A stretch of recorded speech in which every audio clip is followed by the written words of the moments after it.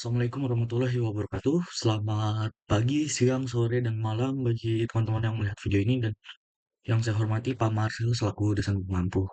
Pada kesempatan kali ini saya akan melaporkan progres fase UAS saya dari mata kuliah analisis dan perancangan sistem informasi dengan judul saya Rancang Bangun Modul Operations pada aplikasi Project Control System di PTN Sinda Communication. Kita langsung ke pendahuluan saja.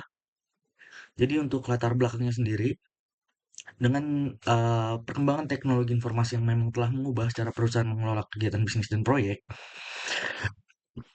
di sini salah satu untuk menjawab kebutuhan dari PT Ansinda sendiri adalah menerapkan sebuah Project Controller System atau PCS yang berbasis web serta berfungsi untuk memantau dan mengatur aktivitas proyek secara terpadu dan real time. PT Ansinda sendiri merupakan perusahaan yang bergerak di bidang komunikasi, konstruksi jaringan, dan layanan teknologi. Dengan banyaknya proyek yang berjalan secara bersamaan, menimbulkan tantangan dalam menjaga konsistensi data, kelancaran validasi antar divisi, seperti project management, operations, dan finance. Beberapa kendala yang muncul tuh diantaranya keterlambatan proses reimbursement, ketidaktepatan catatan data, serta melacak status pengajuan proyek. Jadi untuk menjawab tantangan tersebut, perusahaan membutuhkan adanya pengembangan project controller system ini sebagai platform yang terpusat yang dapat mengintegrasikan seluruh proses pengajuan, verifikasi, persetujuan, hingga pelaporan kegiatan operasional. Yang mana dengan sistem ini, pengguna dari berbagai level organisasi mulai dari PIC, RPM, hingga top manajemen dapat berkoordinasi secara terstruktur dan terdokumentasi. Seperti itu secara kebutuhannya. Dan untuk pelaksananya sendiri, pendekatan pengembangan yang saya gunakan adalah Extreme Programming, yaitu salah satu metodologi turunan dari SDLC yang berorientasi pada kolaborasi intensif antara pengembang dan pengguna, serta penerapan siklus kerja yang singkat dan berulang. Alasan metode XP ini dipilih karena sesuai dengan kebutuhan proyek yang memiliki tenggang waktu terbatas, namun menuntut hasil yang cepat dan fleksibel. Dan hal ini pun ditentukan oleh PM kami, seperti itu. Untuk sistemnya sendiri dikembangkan dengan teknologi React.js dan Firebase, yang mana React.js sendiri merupakan library dari JavaScript untuk membangun antarmuka pengguna atau UI, berbasis komponen yang dinamis interaktif. Sementara itu, Firebase adalah platform berbasis cloud dari Google yang menyediakan layanan real-time database seperti itu. Maksudnya apa sih dengan maksud di sini pelaksanaan rancang bangun modul operations ini dilatar belakangi oleh kebutuhan perusahaan terhadap sistem yang mampu mengelola proses pengajuan dan persetujuan operasional proyek yang secara terstruktur. Dalam pelaksanaannya ditemukan memang beberapa permasalahan yang tadi sudah kita bahas. Jadi oleh karena itu pengembangan modul OPS ini diharapkan menjadi solusi terintegrasi yang memang mendukung pengelolaan alur persetujuan, pencatatan status, dan penyediaan informasi operasional yang lebih terstruktur dan terdokumentasi seperti itu. Tujuannya sendiri, tujuan dari rancang bangun ini ya memang untuk menyediakan sistem yang mampu mendukung pengelolaan proses pengajuan dan persetujuan operasional secara terstruktur dan terintegrasi. Selain itu juga pengembangan modul OPS ini bertujuan untuk menjaga konsistensi data operasional antar divisi serta memfasilitasi pemantauan dan penelusuran riwayat pengajuan operasional proyek secara sistematis seperti itu. Lalu kita masuk ke bab 2 yaitu kerangka teori. Pada awalnya permasalahan sendiri berdasarkan hasil observasi dan koordinasi dengan pihak terkait di PT Sinda Communication Indonesia ini ditemukan memang beberapa ada permasalahan. Yaitu yang pertama mungkin proses pengajuan dan persetujuan kebutuhan operasional masih belum terintegrasi dalam satu sistem sehingga memang hal ini sering terjadi keterlambatan validasi karena harus menunggu respon ini dulu, harus mengajukan dulu nih saya sudah mengajukan ini. Jadi karena hal tersebut tuh sering ada keterlambatan. Lalu yang kedua, menerapkan alur persetujuan berjenjang yang terstruktur, dimulai dari PIC, RPM, top management hingga operations agar memang, persetujuan dalam satu pengajuan itu lebih jelas gitu, seperti itu. Lalu yang tiga ada meningkatkan transparansi dan keterlekakan data operasional. Yang keempat itu proses operasional yang belum sepenuhnya transparan bagi seluruh pihak yang terlibat dalam hal ini. Dan yang kelima ada mendukung pengelolaan operasional yang lebih efektif dan terintegrasi dalam PCS ini, seperti itu. Dan untuk user requirement-nya sendiri, di sini untuk memperoleh user requirement yang lebih jelas, di sini kita membagi ataupun mengerjakannya dalam bentuk elisitasi, yang mana elisitasi ini bertujuan untuk menggali, memvalidasi, dan memfinalisasi kebutuhan sistem sebelum digunakan sebagai dasar perancangan modul operations. Di sini terbagi menjadi 4, elisitasi 1, elisitasi 2, elisitasi 3, dan elisitasi final. Yang mana pada analisa kebutuhannya terdapat 7 untuk yang non-fungsional, yaitu PIC dan RPM dapat membuat serta mengajukan request operasional secara online. Di sini yang bisa mengajukan request operasional itu hanya PIC dan RPM. Karena untuk top management dan operations itu tidak perlu melakukannya seperti itu. Lalu yang kedua ada RPM. RPM dapat melakukan review, approve, ataupun reject request dari PIC di regionsnya. Jadi si RPM ini bertanggung jawab atas PIC yang memang ada di bawahnya. Dan dia hanya bisa mengapprove memang PIC yang di bawahnya seperti itu. Lalu ada top management juga yang bisa melihat seluruh request lintas region dan melakukan prioritas serta approve. Lalu ada operations yang memang final approval dan eksekusi pembayarannya disbursement melalui operations ini.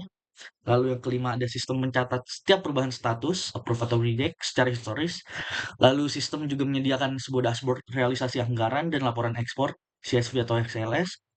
Dan sistem pun memiliki fitur login yang memang berdasarkan role masing-masing. Seperti itu. Oke, lanjut yang ketiga, di sini rancangan sistem baru. eh Diawali dari model fungsional yang mana awalnya itu adalah use case diagram. Di sini terbagi menjadi 4 modul, yaitu ada request OPS, approval OPS, details OPS, dan history OPS seperti itu. Lalu untuk spesifikasinya itu bagaimana? Untuk spesifikasinya sendiri di sini menjelaskan alur ataupun skenario sistem secara rinci berdasarkan masing-masing fungsi setiap use case yang terdiri dari aktor, pemicu, kondisi awal, kondisi akhir, alur sukses, dan kemungkinan alternatif seperti itu. Di sini kita langsung saya perlihatkan saja spesifikasinya. Di sini saya buat berdasarkan masing-masing dari use case diagram. Seperti itu. Ini untuk spesifikasi approval, lalu ini ada details OPS, dan ini history OPS seperti itu. Selanjutnya pada bagian activity diagram. Activity diagram sendiri digunakan memang untuk menggambarkan alur aktivitas pengguna dan sistem dalam mengelola proses operasional proyek secara menyeluruh. Yang mana diagram ini memang memvisualisasikan urutan aktivitas dari pengambilan keputusan, perpindahan proses antar peran pengguna mulai dari pengajuan request hingga pemantauan hasil akhir. Secara umum, activity diagram yang saya gunakan ini adalah untuk menggambarkan keterkaitan antara aktivitas pengajuan request OPS, proses persetujuan berjenjang, penampilan data request yang telah selesai, serta pemantauan riwayat proses oleh pihak terkait yang mana itu operations. Dengan menyajikan activity diagram ini, bertujuan untuk memberikan pemahaman yang memang sudah jelas seperti itu. Di sini diawali dari activity diagram request OPS, lalu ada approval OPS, di sini detail OPS, dan ini juga ada yang terakhir history OPS seperti itu. Lalu selanjutnya ada pemodelan terstruktur yang mana bagian ini menjelaskan kelas diagram yang memang digunakan untuk memodelkan struktur data antar hubungan entitas pada modul operations dalam project control system ini. Kelas diagram ini menggambarkan keterkaitan antara entitas users, site, task, dan object request yang mana beserta relasinya dan kardinalitasnya. Rancangan ini memang bertujuan untuk menunjukkan bagaimana data operasional saling terhubung, mulai dari penugasan proyek, pengelolaan, site, dan task, hingga proses pengajuan request OPS oleh pengguna. Kelas diagram ini menjadi dasar memang dalam perancangan struktur data serta implementasi penyimpanan dan pengolahan data pada sistem.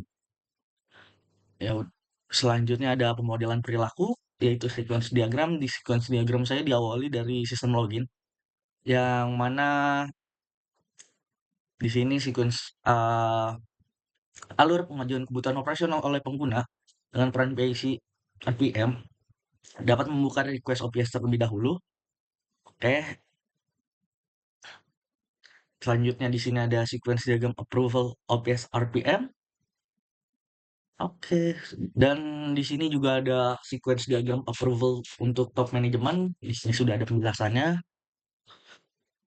Lalu di sini ada approval OPS operations, yang mana di sini memang sequence diagram untuk approval sendiri saya bagi menjadi 3 role, yaitu ada RPM, top management, dan operations. Dan saya tidak gabungkan karena memang agar lebih jelas saja seperti itu. Dan di sini ada detail OPS dan yang terakhir ada history OPS seperti itu. Dan yang keempat di sini ada rancangan database yang mana melalui IRD. Di sini perancangan IRD sendiri mencakup entitas yang memang sama seperti pada kelas diagram. Seperti itu. Dengan adanya IRD ini memang diharapkan pengelolaan data operasional tuh lebih terstruktur lagi dan mendukung implementasi sistem secara konsisten. Di sini juga sudah terdapat spesifikasi dari tabel IRD-nya seperti apa, seperti itu.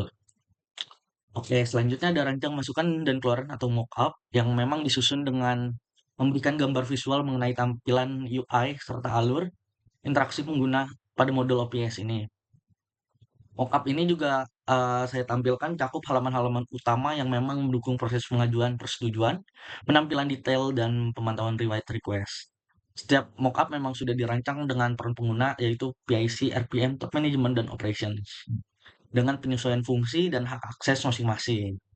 Melalui penyajian mockup per halaman diharapkan dapat memang memberikan pemahaman struktur antar muka atau UI, komponen masukan, serta informasi keluaran seperti itu. Di sini diawali dari mockup login, lalu selanjutnya itu ada mockup untuk request OPS yang mana request OPS ini secara tampilan itu sama, tetapi hanya dimiliki oleh role PIC dan RPM seperti itu. Selanjutnya di sini ada approval OPS yang mana fitur ini hanya dimiliki oleh 3 aktor yaitu si RPM, top management, dan operations seperti itu. Sedangkan untuk detail OPS sendiri dari masing-masing akun itu sudah terdapat OPS details ini, tetapi untuk yang penampilan datanya itu sendiri berbeda. Yang mana di PIC hanya menampilkan data pengajuan request OPS-nya yang sudah berhasil. Sedangkan pada RPM itu menampilkan OPS detail seluruh anggota PIC-nya maupun dia, sedangkan pada top manajemen udah keseluruhan melihatnya seperti itu. Dan di sini mungkin untuk operation sendiri approval-nya itu terkesan berbeda karena dia melalui transfer list. Lalu ada history OPS operations seperti itu. Lalu selanjutnya di sini juga saya sudah siapkan rancangan kebutuhan testing yang mana telah disusun, memastikan bahwa memang setiap fungsi sistem berjalan sesuai dengan kebutuhan pengguna, serta spesifikasi yang telah ditetapkan. Pengujian dilakukan dengan membagikan skenario uji berdasarkan modul utama yang memang meliputi modul login dan hak akses, request OPS, approval OPS, detail OPS, serta history OPS. Di sini saya tambahkan modul login karena biar lebih jelas gitu untuk loginnya seperti apa. Lalu setiap test case ini memang sudah dirancang memverifikasi alur proses dan validasi data, serta pembatasan akses sesuai dengan peran pengguna. Dengan adanya rencana pengujian ini, memang diharapkan sistem dapat beroperasi secara konsisten dan sesuai dengan rancangan yang telah dibuat. Jadi ini ada pada modul login dulu. Lalu selanjutnya ada modul request OPS. Di sini ada modul approval OPS, RPM. Lalu ada modul approval OPS untuk top management, lalu ada modul approval OPS untuk operations, lalu di sini ada detail OPS dan history OPS.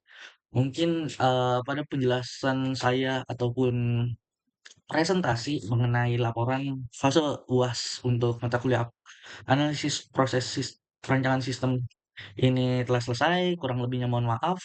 Wassalamualaikum warahmatullahi wabarakatuh.